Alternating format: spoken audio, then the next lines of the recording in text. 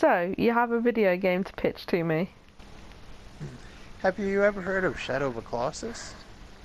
No, I haven't. What's that about?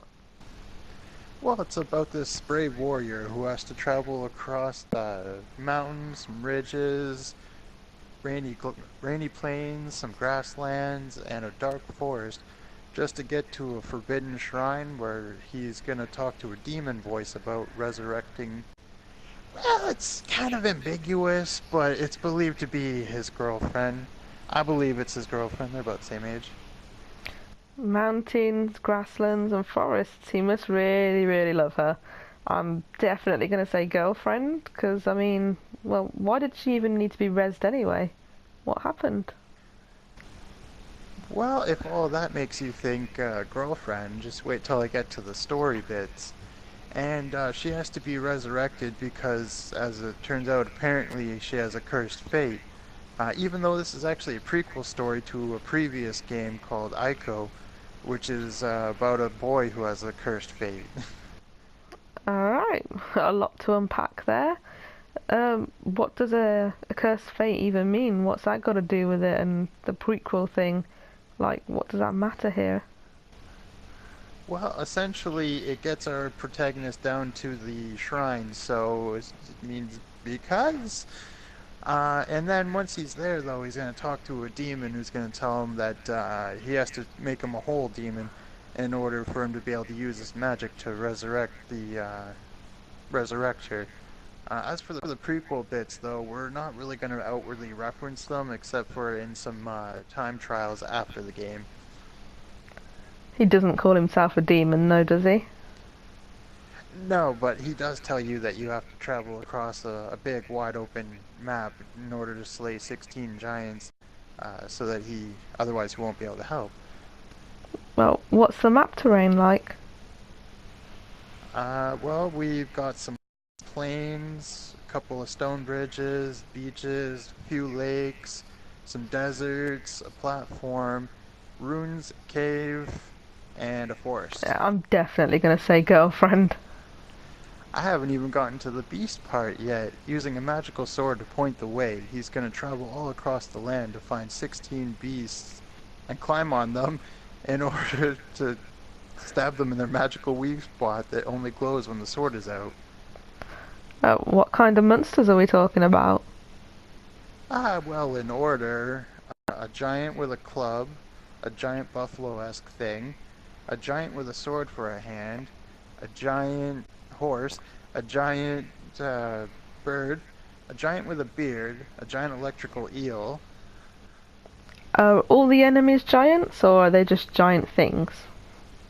I'm glad you asked.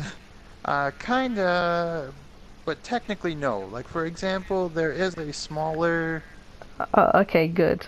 yet still giant lizard that spits out poisonous clouds. Saying son of a fucking bitch. And then there's the giant spider-esque thing, the giant land eel in the sand, a giant boar-esque thing, a giant sea monster, a giant flying sand dragon. Yeah, are we almost done yet? Almost, we're just about there. A smaller but still giant cougar, a giant ape, and a huge, just gigantic, ridiculously big stone-made Dovahkiin. Alright, okay, is that all of them? Yeah, that's all of them. So a bunch of giants and nothing else. Nope, just the 16 giants. Alright, so he goes out and kills these giants. What else happens? Well, there is actually a secondary side plot where a priest and his followers are trying to scurry just behind you, in order to stop you from reaching the forbidden shrine. Oh, clearly they failed at that. Yeah, they're kind of like so absolutely shit at their job that you actually had time to get to the shrine, travel all those lands, kill all those monsters, and that's just before they even arrive on scene. Yeah, you keep emphasizing giant. Like, how big is giant? Well, you literally have to like climb your way up each and every one of them, most of which you actually have to trip in order to be able to climb on up. So this hero wonder, I believe you called him, he like his magic or something? Uh, Kinda, but no, not really. He's actually like an average human being. He's actually even like kind of short. He looks like about 5'4", maybe even a little shorter. And but what he does have is a magical sword that can reflect sunlight as a beam of light, and it points the way to where to go and where to stab. Where did he get his sword? You know, it's never actually explained, but I think personally that he actually got it from the priest because the priest and his followers seem to have a bunch of artifacts that you could actually obtain through the time trials after the main game. So they also went through time trials. Well, it's a theory, but it would explain where they know where to go and where that shrine is. Alright, I was going to ask about that, but yeah, that makes sense. So anyway, you manage to do all of that, right? And then they show up just as you're stabbing that last one, and then it teleports you all the way back to the shrine where you meet up with all of the priest and his followers, and they're pretty pissed. So they give you the old shank. They kind of kill you.